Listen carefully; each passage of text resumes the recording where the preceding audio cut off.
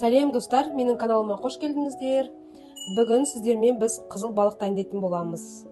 Қызыл балыққа керемет ештеме керек емес, яғни тұз, бұрыш және май керек. Ал достар, олай болса бастайық.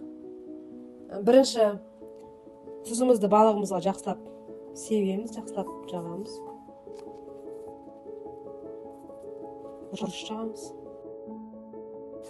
Екінші жағын аударамыз да, дәл солай қайталаймыз. Енді май жағамыз, сұйық май. Или оливковое масло болса.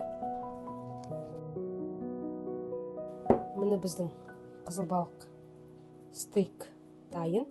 Енді духовкаға жібереміз. Духовкаға 15-20 минут қана ұстаңыздар. 16-17 минут. 20 минуттан көп ұстамаңыздар. Осылай формаға саламыз да, бетін фольгамен жабамыз. 10 минут өткеннен кейін фольганы алып тастау керексіздер. Енді духовкаға 10 минутқа саламыз. 10 минуттан кейін фольгасын алып тастаймыз да, тағы да бір 6-7 минутқа қоямыз. Духовкамыздың градусы 200 градус.